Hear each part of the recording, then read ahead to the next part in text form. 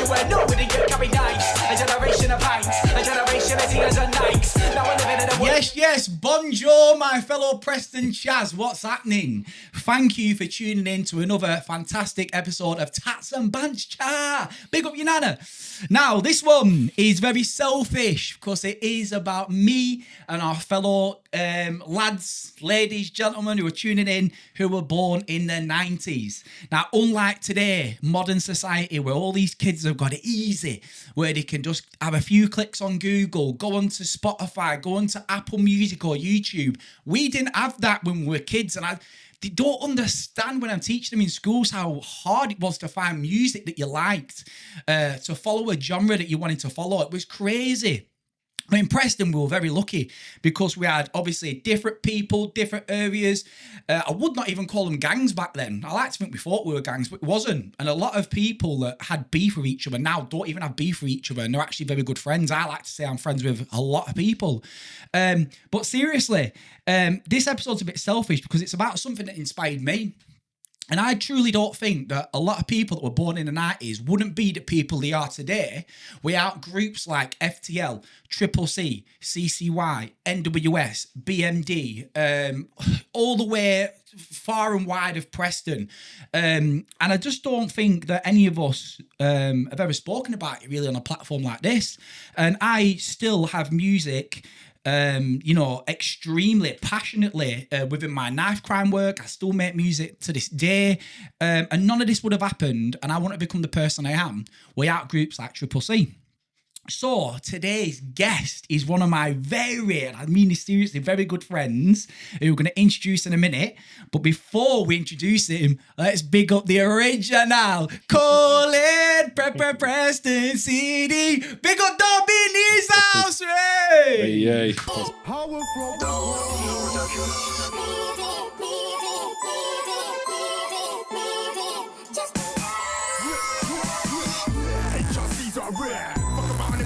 Yeah, I'll make your face look a rare. Got fools, I'm bound to connect. I'm bound to connect. I'm known to the set. Me and my crew are here to collect. Always come correct. You know, fucking with hasn't ever lost in a fair. You're so complex. Don't try to figure it out. You get vexed. Deleted like that. Yeah, I'm ripping the northwest, ripping the northwest, and now you can't tell. CCC's nothing like the rest. I say we're the best. If you wanna clash, there ain't no content.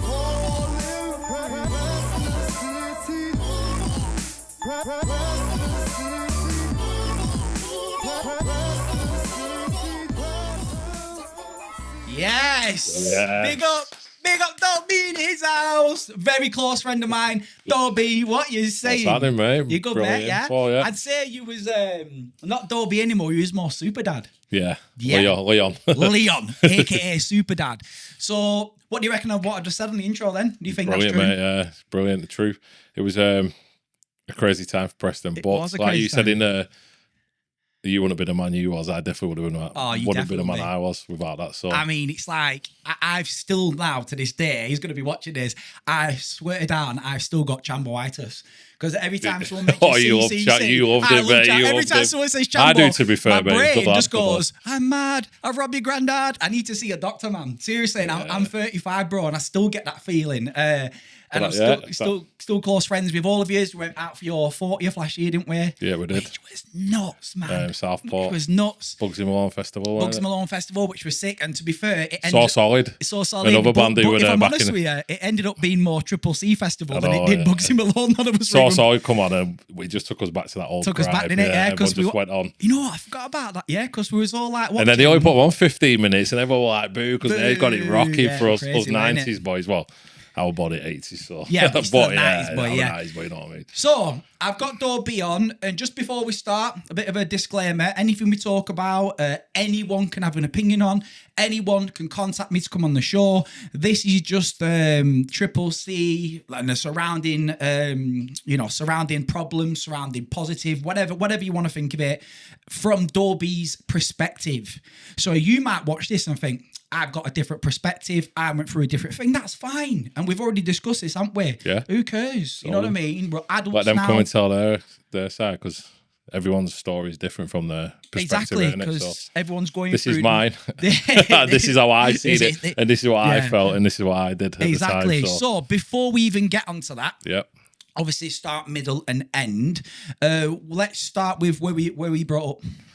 I was brought up, born and bred Preston, literally 5 minutes down the road from here. Haverford. I wouldn't say 5 minutes. Well, yeah, 3 minutes. 3 minutes.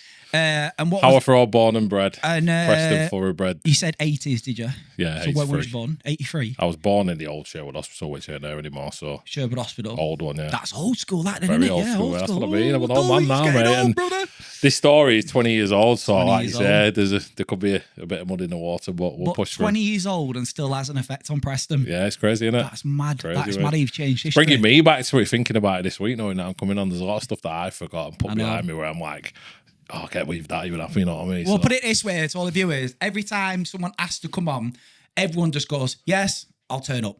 Doe B says, yo, I've got to get my book out. I've got to start writing notes. I'm like, Leon, just get on the show. But that was more because I wanted to tell the proper story, and like as I said, the memory, a lot went on there, and there was a lot of partying and a lot of craziness. Yeah. And sometimes I don't remember stuff until people jog my memory, you know, like someone will say, oh, I remember this time. And then when I think, oh yeah, God, I do remember that time. But I didn't remember it until you brought it up. So yeah, I wanted to get it right and come correct, but I've not took any notes. I've thought about a few bits, and I thought, you know, we'll get the bulk out, we'll skim the surface, and then more stuff will probably come back, and I'll come back if people enjoy it. I'll come back and I'll drop some more. The goal is as well with this show is that we've obviously now with having this in my house and creating the illusion of house already. We're house, I thought it was a studio. Studio, yeah. You're breaking the fourth wall there, mate.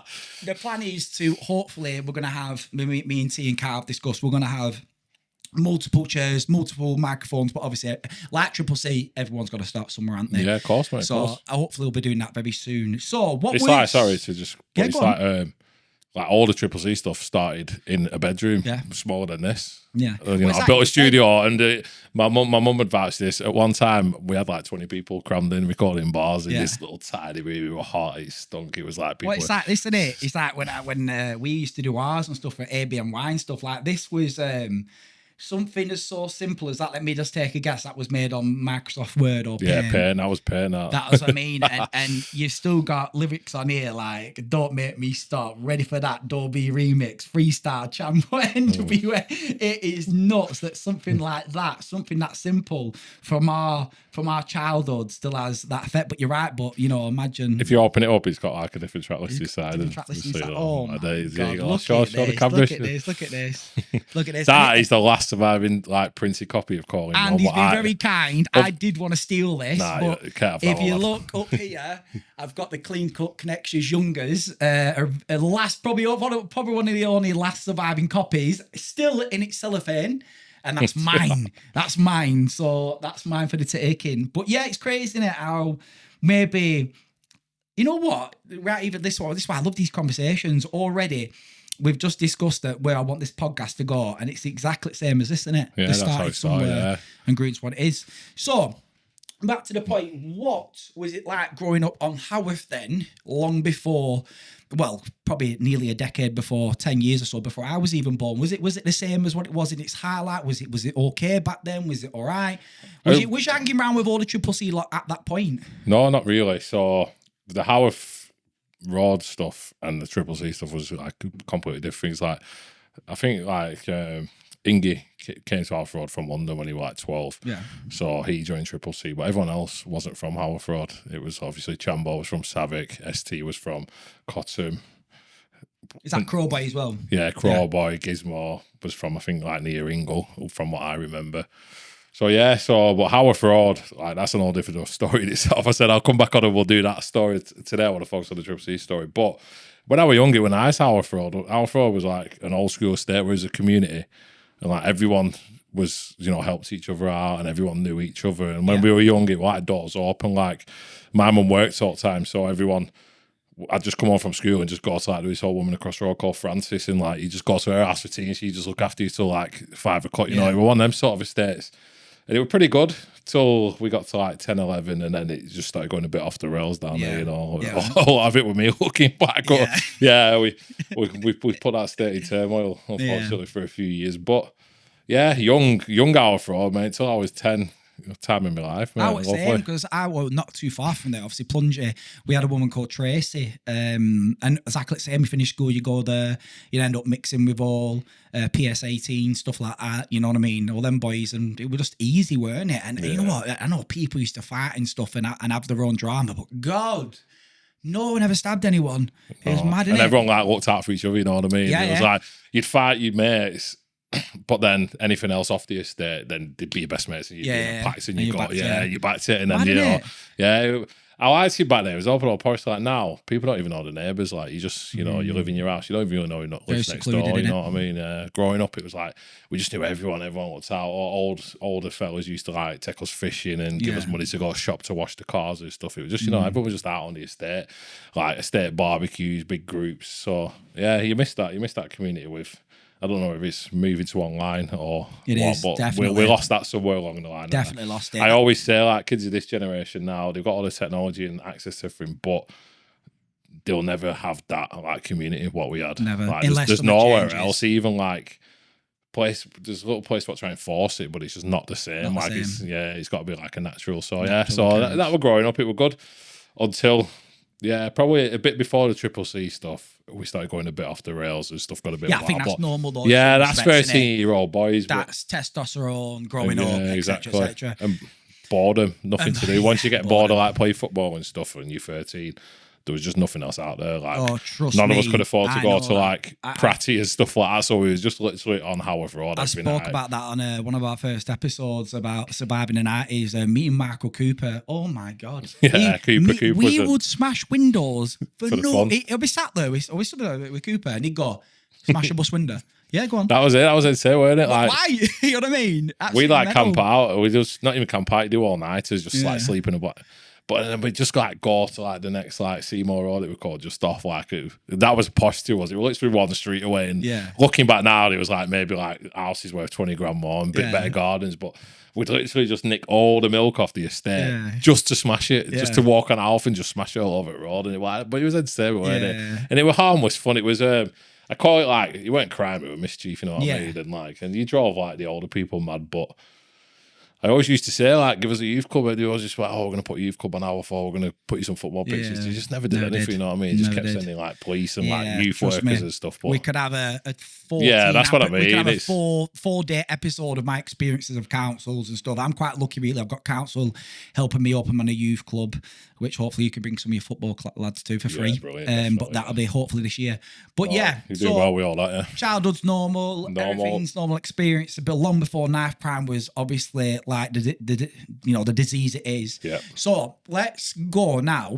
No matter how old you are, when was it that you first heard an MC, whether it be via like I said, we had to go to Sidewinder and we had to use dodgy sites to get this music. It was sent by Bluetooth. What is it? What was the site called? Who was it? God, LimeWire. Yeah, mate, you used to give LimeWire. Mate, you would give your computer AIDS within 3 seconds, wouldn't you? Again, that's how my son like.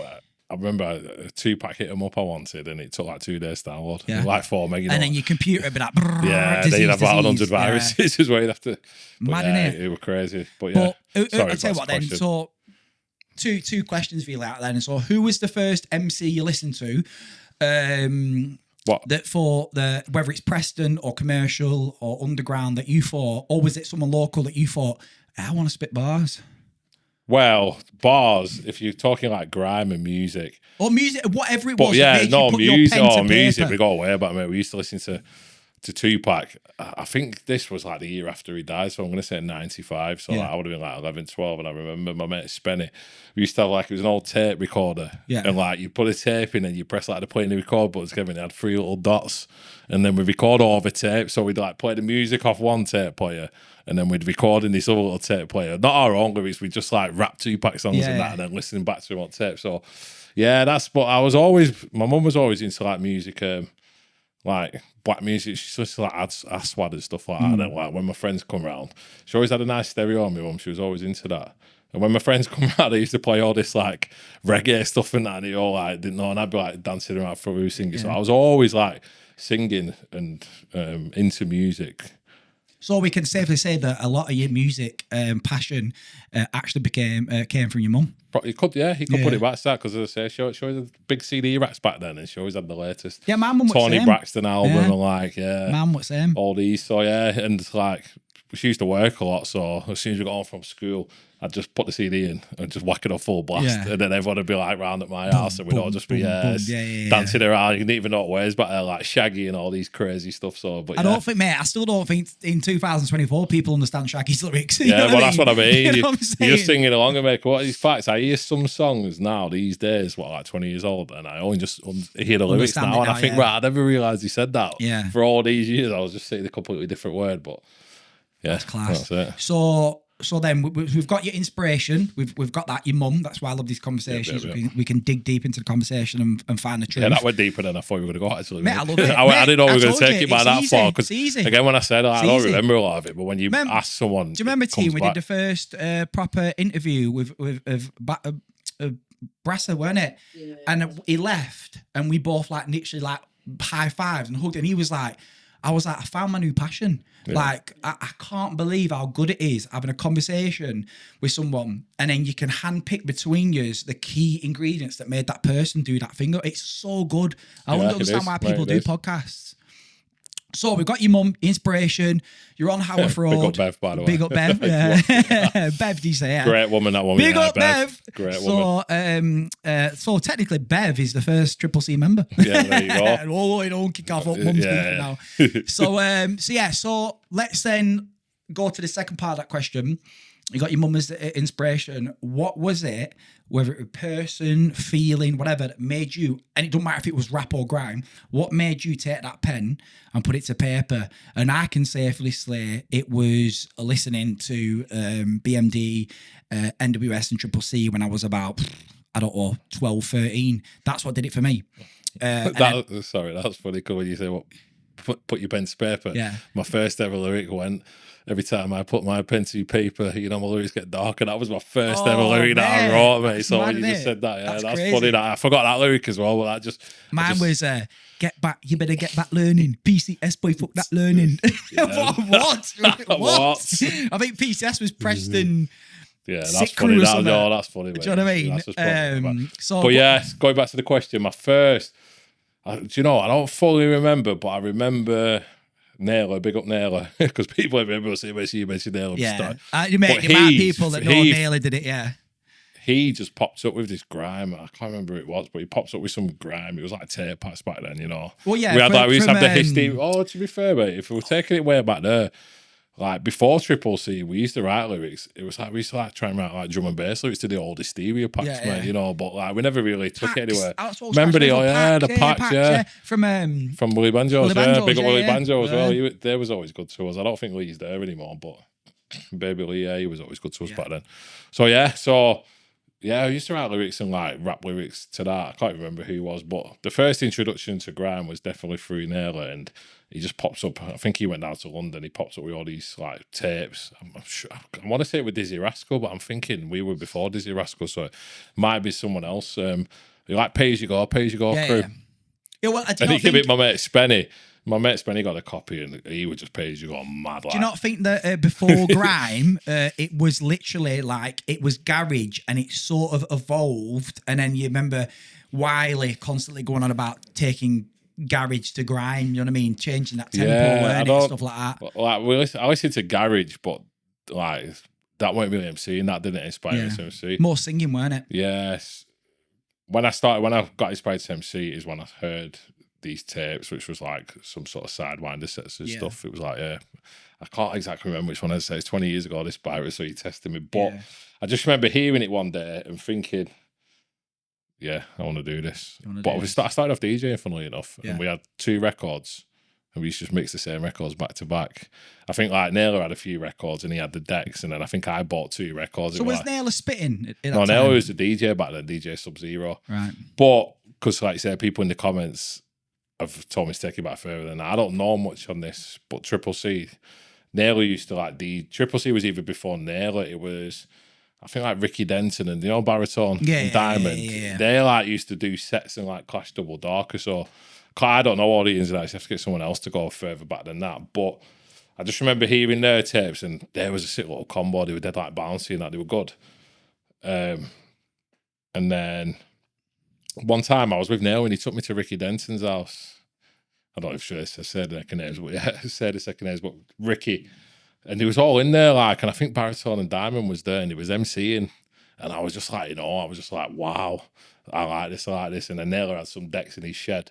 And we used to go down there, and there in was the shed. Yeah, there were Granty funny. I think he had like one bar and I had two. Yeah. And we had like 4 records. I think Aaron Bromley used to come in as well. He was only young. They were like 15 at this time. And I was probably a bit older, 16, 17.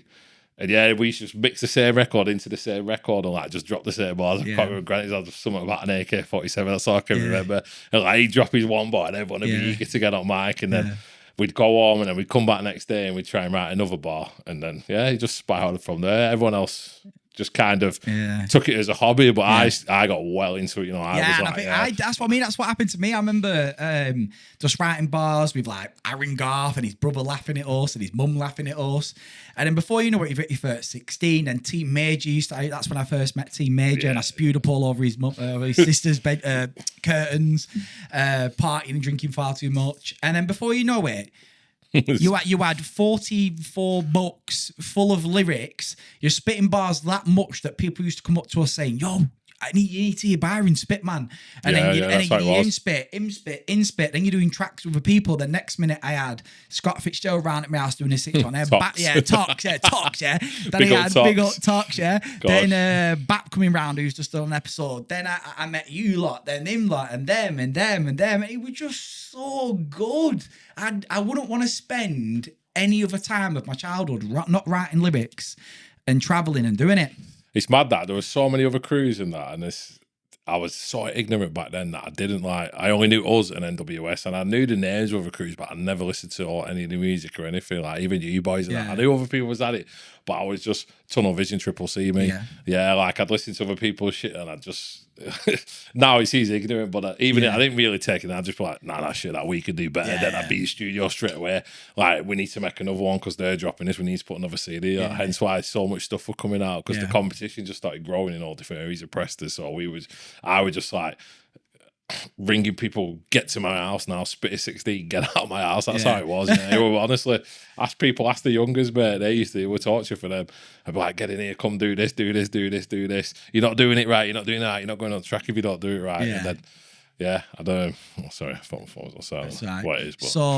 So we've got. Sorry, I said I go on tangents. Mate. That's good. Rein me back in, mate. I love it. Get to the juicy stuff. We've got now. You have been honest. You've gone well. You've openly said that it was well before your time. I just Jack Triple C. I always used to say back in there. Everyone was like, you didn't even start Triple C, and I was like, nah, I took it, mate. I just took it. I just went and just went, that's mine. Because everyone else, they weren't doing anything. Oh, so I get it. So the crossover is, it got to the point where, what you just said, correct me if I'm wrong, it got to the point where people stopped slowing down, they weren't doing it as much, and you wanted to carry on doing it so much. Was the Triple C name already made? It was already Clean Cut Connection. I don't think they called themselves Triple C. Again, I could be wrong, they may have, so if I'm wrong, correct me in comments, whatever. But as far as my remembering is just like, I went to this Ricky's that day, I heard all the name and that they were doing it, and then nothing was coming out or anything, and then we just started MCing, and I just kind of carried it on, and Naylor lost interest, and then he used to like say to me, like I was deep writing bars, and I bought some, because he had the decks, I have no decks. I bought like this, it was this silver, I think even Ingy might bought like silver CDJs. They were like 200 quid proper cheap when I like a built-in mixer and that. And we just got to our we just got cracking on that, man. We had them up front, and I was just writing bars all the time. Everyone around me started writing bars, and then from that, people started just popping up. And then one day, someone, I can't even remember how I met ST, but someone just brought ST and said he's sick of spitting him. In a minute, he just come in my studio and he's just spat ready for that one bar, and straight away. And I swear that you're not ready for that. Nah. Before that, like I was writing bars, and we were just MCing like just in our own house too. And he come in my room one day, and I just had one of them moments where I felt like I was dusty, and I thought, this kid's Eminem. He was, oh my God, he was just something so different and fresh to all us, or everyone else who was spitting at the time. Just had nothing on ST. I'll say that with my hand on my heart. It was something special, something different.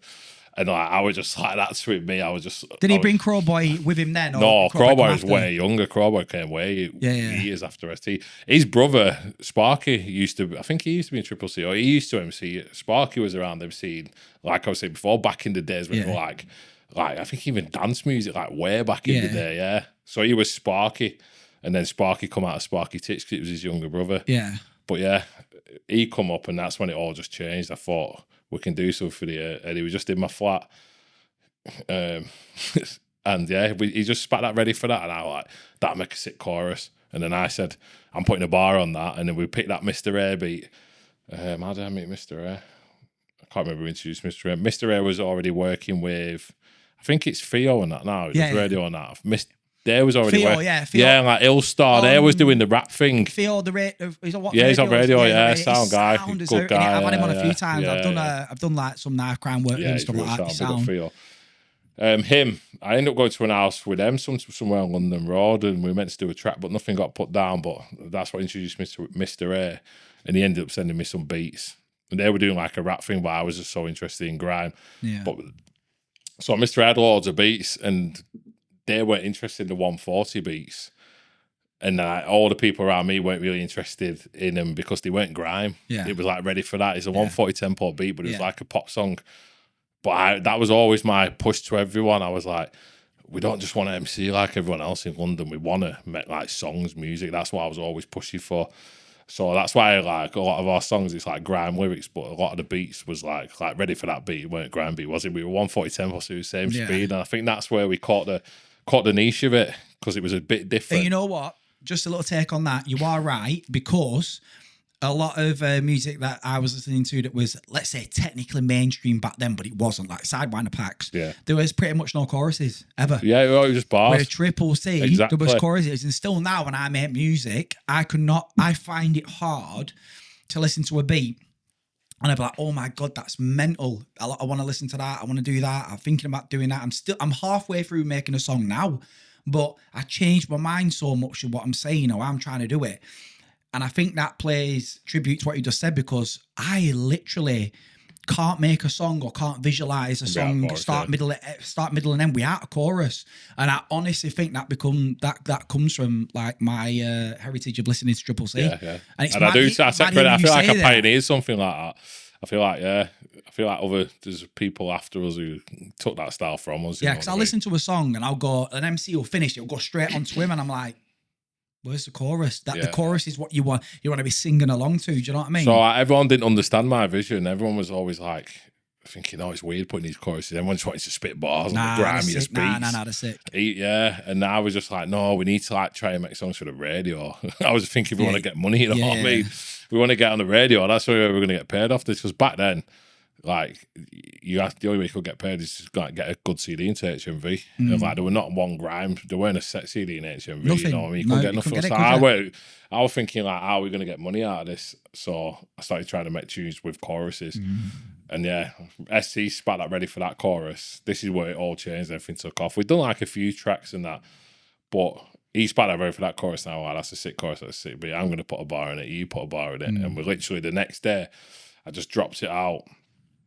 And it just blew up, mate. It blew up Preston, even Northwest. Like it reached way further than Preston, that one. But yeah, it all just changed from there, mate. Just back in the day when we were sending it via everyone. I was getting on the bus and like MySpace. Yeah, and I was getting on and it was like everyone's phone in Preston, and I was getting on the bus. I was like sat at the back of the bus one day, and there were loads of kids like putting it and rapping it back at the bus, and I was thinking they don't even know that's my song. I just sat at the back of the bus thinking, this is sick. And it weren't like, obviously, we didn't get famous or all, but just that from like it being nothing just to that little. Do you remember the bull ring in Preston? Yeah, when you scored that's bull it. Ring? It was I was walking through there once with Danny Younger, and we turned a corner where the game is, game where it is now. You got the escalators. I was always in there, there was a group of lads there. And they were all spitting mine and Danny's bars. Yeah, and that was my first take. And I was going down the escalator with Danny, and I went, "Yo, where'd you get that song from?" And the guy went, "Yo, it's this guy called AV and Youngie. It's sick." And I went, "That's me." And he went, "Yo, bruh. And I was like, "This is mad." So I get that. Yeah. And I think everyone from Triple C, NWS, BMD, all FTL, missing. Listen, I'm missing out people. But before anyone says out, but obviously we're just talking about, you know, what inspired us. Everyone's got inspired by different people. Yeah. And do you know what though? I think everyone would have had that, wouldn't they? Yeah, everyone had that, yeah. Do you remember? But back then, it's like now, your face is on everything. Yeah, but yeah. back then, there were no faces to the music. So everyone, like, people knew me, but they didn't know I was Doe B. You know what I mean? Going to parties and like in Leyland and that, like it's, oh my God, a spotty, rude chav, like, yo, Have you heard what? Triple C? And I'd literally hear Triple C, or I'd hear all the girls all the time, big up Pesty, just because I said I love you, don't I love you. Yeah. Oh my God. I was like, raw, that's Pesty. He smashed it with that one bar, Oh, mate, to be fair. he's mad, innit? Spitsy P. Oh, Spitsy P. Seen him Still over to this there, day. to be I saw him fair, outside yeah. Plunge the other day. He's like, yo, looking good, looking fresh with his new airline. But yeah, back to that, it was mad back then because like people had asked me because I was getting around like doing all sorts, but like, you know what I was going to see PG-13. Yeah, but like when I'd go to places, people would be like, yo, you from Preston? Have you heard this Triple C? And I'd be like, that's me, I'm Doe B. And they'd be go like, nah, no, you're not. And I'd go, mate. And then people would back go, yeah, that's Doe B, show him. And then we like put a tune on the phone, what no one had heard, what I'd not released yet. And they was all like, jump back, oh, I can't believe it. Like, telling the mates, come over, these at Triple C boys and that. And then that's when like the first people started knowing that it was us and the Howarth boys and it was all connected. But yeah, people knew us and then they heard the music, but they didn't even put two and two together because they didn't realise it was us. Well, you know what? That leads us on to the next stage really for me is because obviously we all then started logging on to MSN, is it Bebo?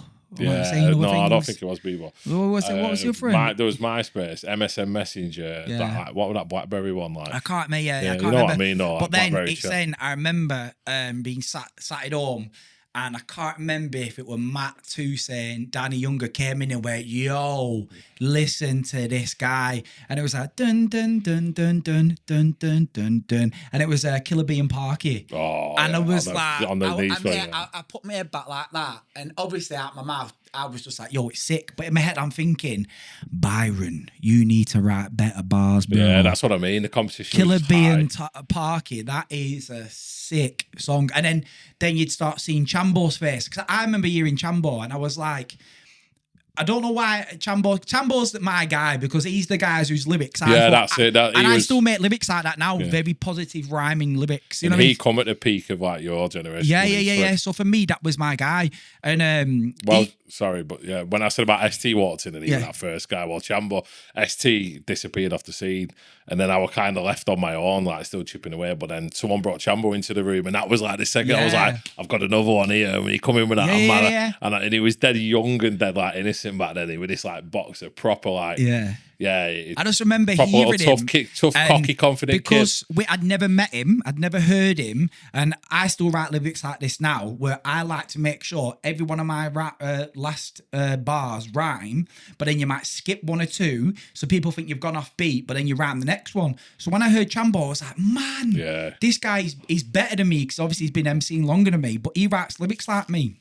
And to put the cherry on the cake, he was writing lyrics that were funny. Yeah, do you know what I mean? Good. And I still write mad lyrics that are funny. And that's so big up Chambo.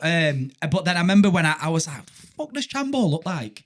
Do you know what I mean? Is he some white guy? Yeah, that's what I mean. No one you didn't know the face back then, and that was cool. You know what I mean? Cool, yeah. I sort of thought that Chambo looked something like, you know, MD. Yeah. I thought Chambo was something like MD. Big up MD. This big ass hench guy. And I saw Chambo and I was like, rah, man looks like bloody King Kano or something. Young savage. Yeah, you know what I mean? Yeah.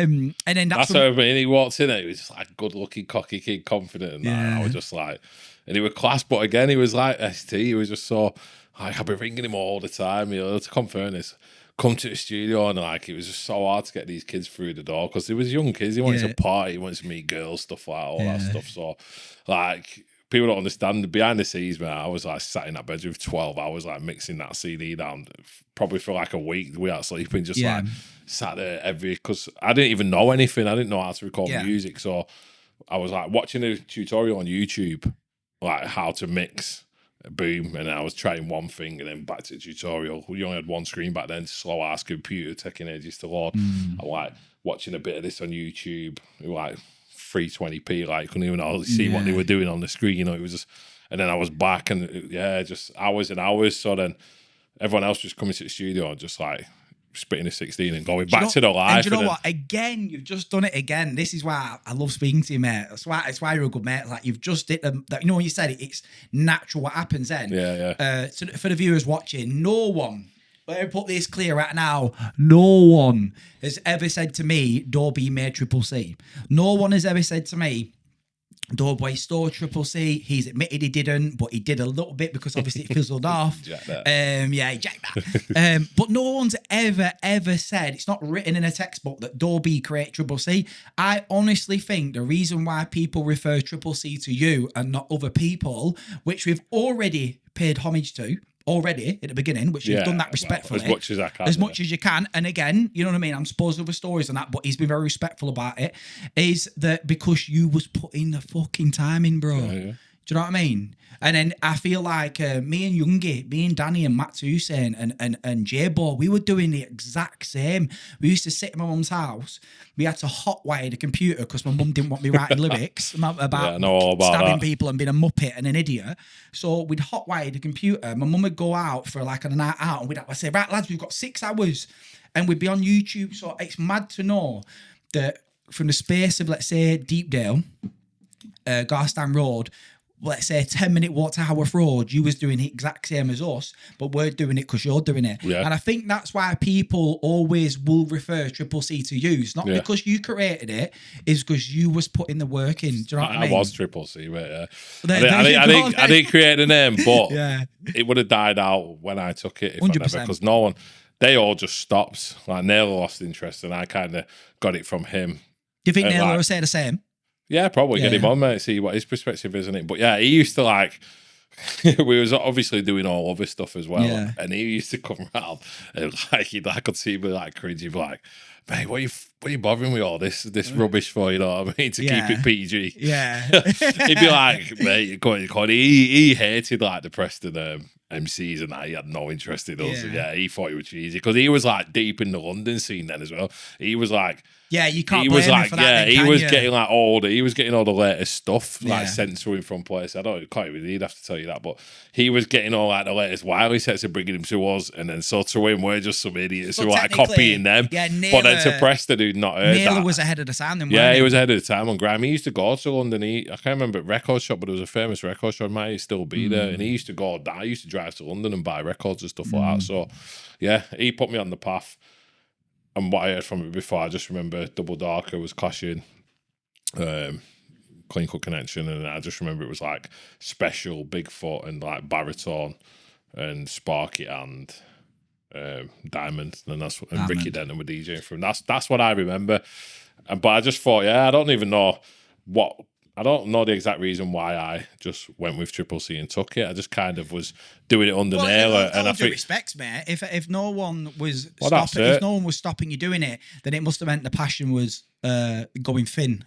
So, yeah. Do you know what I mean? Right. So absolutely class. I've got 10 times more of a backstory than what I thought we'd ever get. Mate, that's honestly, that's like just giving the surface. There's so much more in it than that, but we don't want to take up the full podcast. So, I'm at school, just about, when was it that someone went, yo, have you heard this song? And it's NWS saying stuff about Triple C, or was it Triple C first? No, I think they came at us first. And again, as I remember it, this could all be different. I could have all this wrong, but as I remember it, Beach, I think, got with ST's ex-girlfriend. That's what I remember starting it, and ST just went off and he drops, I think, what's on there, the NWS diss. Yeah. The one I read out before. Yeah. The second track on there. I can't remember what it goes like or the lyrics on it, but I just remember him coming in and he was mad. And I think it was something over a girl between him and Beach. And Beach was good mates with Kane. And yeah, he just went, I'm doing a diss track. And he just done a diss track directed at him, not at the crew. I didn't even know who the crew was at this point. And then a couple of days have gone by, the track's blowing up, everyone's buzzing. And the next thing we heard, I think it was a track called North Wheezy, so I can't even remember. But I heard a track going on and it's calling me loads of stuff with that. And I was thinking, I'm not even involved here. They started trying to go in on us. So from that moment, I will literally the Clash CD, which is, I've not got it, mate, and that one of the best CD we've done. Yeah. Remember, like, that Dr. Dre one that I watched the other day. I don't know what to say. Sick, yeah. Oh, yeah, and all them. We literally recorded That's that. probably one of my top 3. We recorded that tunes. in like 3 days, mate. They're done. Yeah. They're dropped. Is that the nowadays everybody want to talk that they got something to say?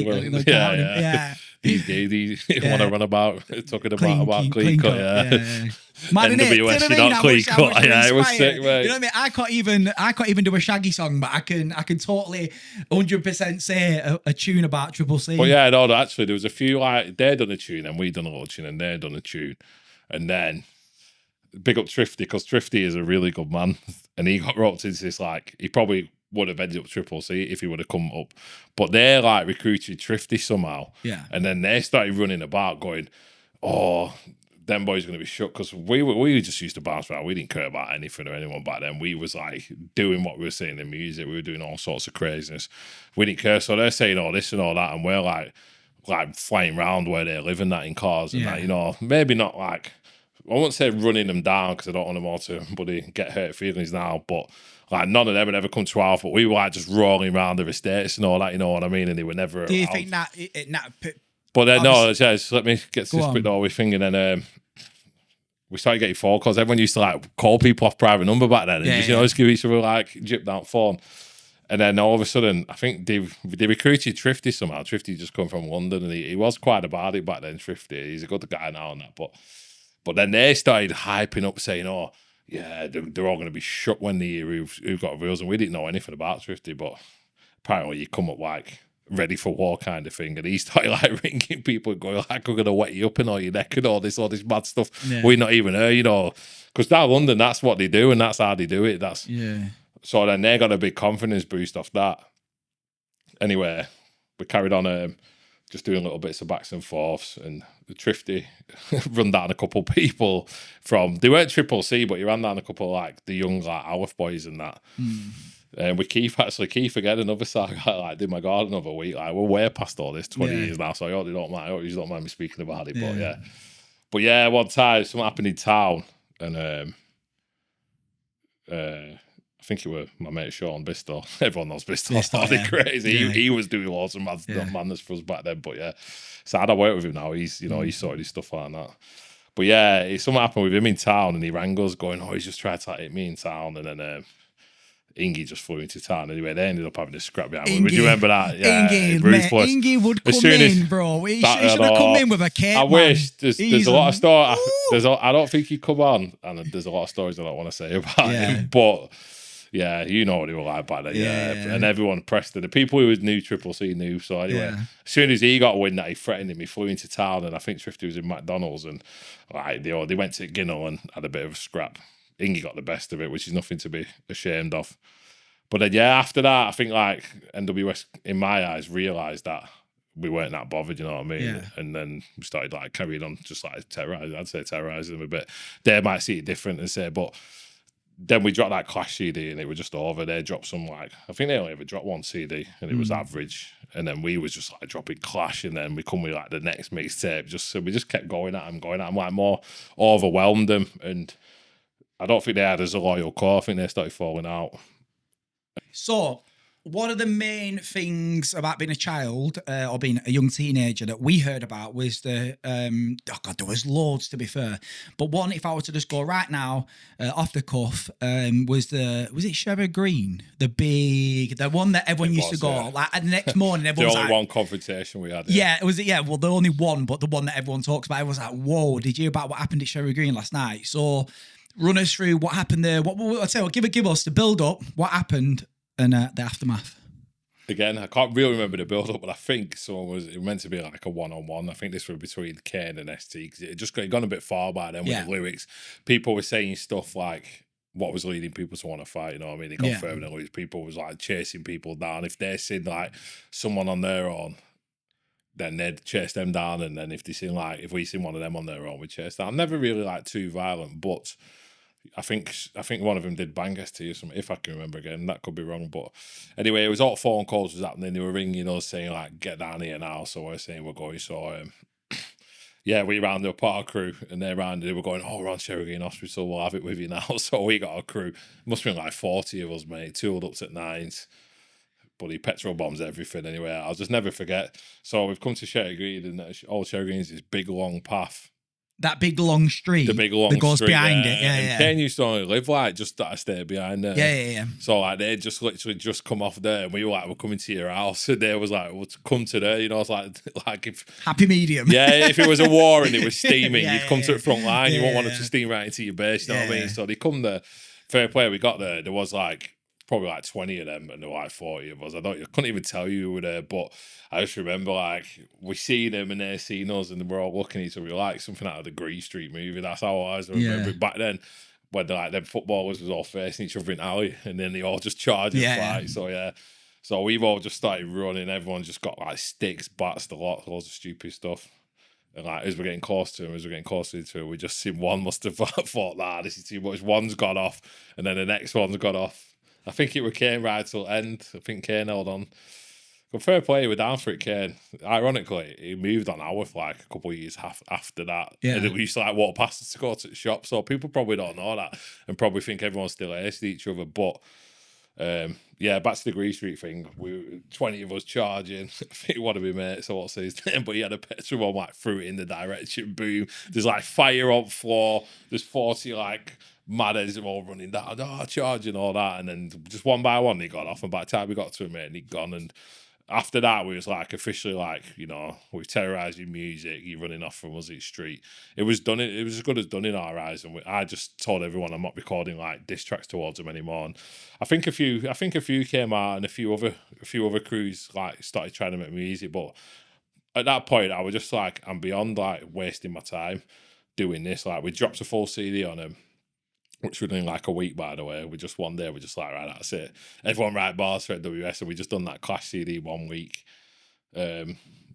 We had Beach on the Beach's head on the 50 Cent body on the CD, and that just was not viral, but it was like back then it was like Preston viral. Like everyone had it on the force. We wanted it as a wallpaper and that. But yeah, again, Beach, one of the nicest guys as well. I mean, I was in Tenerife with him last year. We had a right good times. So do you ever see Kane or anything nowadays? I've not seen Kane for years, but he lived on our for a bit, and then he actually lived near my other house, what I've got. So I used to see him around that area as well. But yeah, I've lost track of him. So everyone's sad. Everyone's forgot about it. I will say, Dom, I thought he was a little idiot back there. He was like one who used to wind me up. The rest of him are.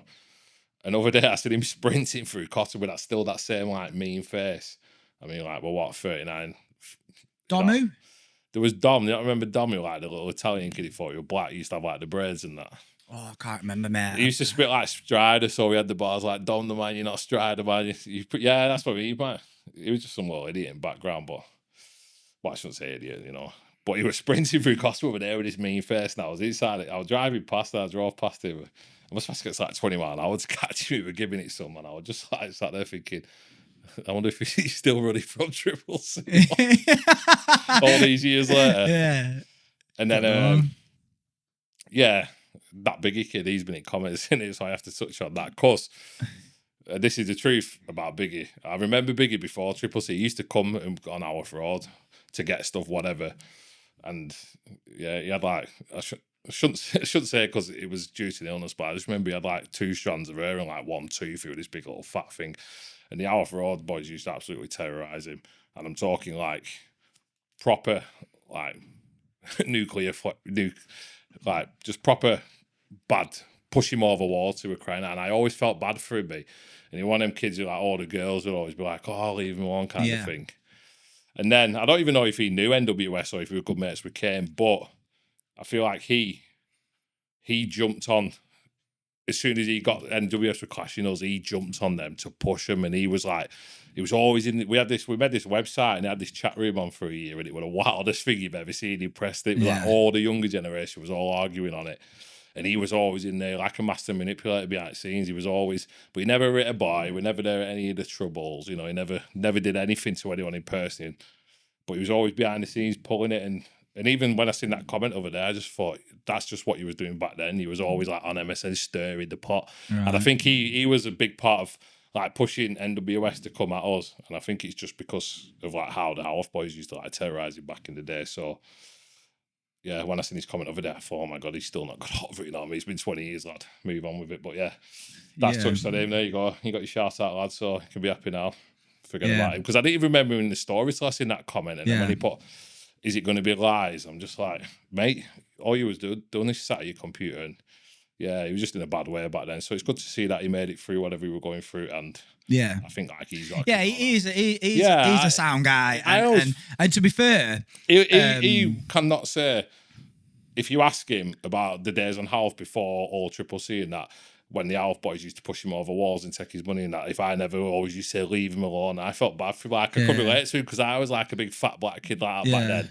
And I don't know, I related to him when he, like you say, he had nowhere and all this stuff. And I used to be always like the Half boys, leave him alone. But he just took a proper disliking to it. And I think it's just because he probably knew, like I'd seen that happen to him. And obviously you're going to hold a bit of resentment because he treated him bad. So, yeah, anyway, I'll never speak on that again, but I just did want to get that off my chest. All credit, he will probably watch this, and he does know that he did message me, and he did say X, Y, and Z about the truth of just where it started. He never in a million years slagged you off or said anything bad. But to be fair, without even prepping you, you did actually openly admit what exactly you said at the beginning. So, mate. You were telling the truth. It wasn't the truth. That was the truth. I remember it, and if he remembers it different, but I just remember. No, mate. Honest to God. No, I'm saying, but I remember getting terrorised, and then he kind of like he joined NWS, and I feel like he was behind the scenes, like telling them like go at him hard. He wanted them to try and destroy us because of how he was treated back in the day on the estate when he wanted to be with the other guys, and guys like that, they just come, any crew will take him in, they'll jump in my eye. So we weren't like that, we were more loyal. So we could all talk about the bad times, the fun times. For me, it helped me become the person I am today, plus many other people. People like Gizmo, once upon a time was Little Gizmo. Yeah, Jesus Christ. He was the first kid after Chambo who come through the door, and I was thinking that same. I had that spark. If anyone should be famous in Preston, it's that lad, and he is a sick dad. Very talented. He's an absolutely class dad. As I said to you, I know I've met Husky Boy's 2 girls. He's a sick dad. Kane's obviously off doing his own thing. Biggie's doing his own thing. Everyone else doing their own thing. Chambo, very talented. Should have been famous boxer. Shouldn't have quit. Or MC or boxer. I think he spread himself too thin. Too thin on both of them. Yeah, if he would have picked one, he probably would have. I think you can't say he did make it as a boxer. I think he was 10-1 as a pro boxer, so you can still say he made it as a boxer. Do you know what I mean? But if you would have. Oh my God. Ingy's doing good at the minute. Ingy is the most nicest guy ever. I remember when we went to your birthday and he was like, Byron. I was like, yes, Ingy. Well, I don't want to speak on what he's done lately, but he's done something really amazing. He does something really good. He's still with his that class proper girl. family man. But if you'd heard what he's done, I'll tell you off camera. But I'm so proud of him, mate, because obviously I come out the mud. Ingy's going to tell me behind closed doors, bro. So big up. No matter what it is, if he says it's good, it's probably good. It's best thing that anyone in Preston, anyone in Preston who's been like one of us, and we've all like come a long way. He's took it one step further what he's done recently. Oh mate, can't wait to hear it. Special, mate. So yeah, big up Ingy, big up all the boys. Big up all the boys. Yeah, literally, big up all the boys. Listen, even the NWS, big up everyone who was involved, mate, because that's what medals. Everyone, it doesn't matter whoever you are. If you played a part, could have done it without you. Yeah, could have done it without you. Yeah, I'll tell you what. I'll just pay homage to. We were talking about, and then I'm trying to get him on the show. I think I'm going to get him on Montana. Yeah. What was it called? What was it called again? Majestic. Majestic. And Reaper. I'll tell you what, another quick story about him, I'll tell you before you get him on it. He'll probably know this as well, but everyone, like all Triple C, because he was gaining good ground as we were kind of like dropping off. Not dropping off because we were, just dropping off because people were going to jail, people were moving away, people were falling out. But everyone at Triple C was like, I like the kid Montana, so I went down to meet him, talking to try and get tracks done. But everyone at Triple C were like clashing, shit, and this and that. And I was always like, nah, he's sound, just leave it. To me, that was more like hate. You can't say we're unique. Oh, you were like, I liked it. The guy was different. People was different. Fighting. People wanted us to like try and run down and do the same stuff, but he knows behind the scenes. I used to always talk to him and try and get tracks to him. But mate, I know you want to get everyone on, but I need, if everyone likes this, it gets good views. I should come on for one more because 100%. I've not even talked about like the pirate radio station. I've not even talked about, we opened a studio and like 20 man ran in the studio, ballied up while there was all like, even like the girl that I'm with now, like she would have back then to witness that, you know what I mean? Tried to like getting robbed. Weapons, real weapons getting pulled out. 100%. So much more situations. I think, and can I ask you a question? Yeah. Have you got like the feeling that I got when I first did my first podcast? This is a different experience. Yeah, and now you want to get leave. more out. You don't want to leave, do you? I know. I just want to finish the story. Yeah. I'm only halfway through it there, man. Imagine being me then. I think most people want you to read it NWS, so at least we got that out. And, But imagine being me, because every time I hear these amazing stories, you've got to leave, and I'm like, that's it, mate. I want to eat the rest of it. We just had Toxic Terry on and blew my mind how the industry could have saved his life but failed him. But yeah, so mate, respect. Thank you for coming. I want to just end this as well. I said I promised I'd do this, and I said this, not him, and he was like, nice one before, is that Doe B now is such an amazing dad that anyone watching this, I promise you, this is God's honest truth. If you have got a kid and you can be a quarter, not even going to diss him by saying half, if you can be a quarter of a good dad that this guy is, then you're successful, bro. So I'll give you another handshake for being such a good dad. That, mate, I wish that everyone had dads like you. Once you have a kid, mate, you realise that's why you can come and just like be so open, like, because nothing else matters. You nothing know else what I mean? matters. It's all that's just like. And tomorrow you're training his football club again. Yeah, football coach. It's going to be like two teams, Ribbleton Greens and Preston. It's going to be Coach Carter, but Coach Doe B. And he's going to be, yo, back in your day, you used to spit bars. Now we're kicking footballs. But yeah, so please, round of applause for Doe B, everyone. Hey! Part 2 must happen. Chambo, we're coming for you, bro. Comment that you want part 2. Ingy, we're coming for you, bro. Yeah, Ingy on Nail would be another good Naylor, well, Naylor, everyone. All his fitness and that, but he's got a good story. And Naylor's killing it in life, isn't he, as well? I don't think anyone's got a bad story business-wise. Talk about Naylor. So thank you for watching. Please, bores me saying it. Do not forget, Rocco's trying to get on, to like and subscribe. Yeah, info, guys. Info, all that stuff. You know the script. Other than that, thank you for watching. Tatts and Bants. Big up your nana, cha. See you in a bit, cha. Peace.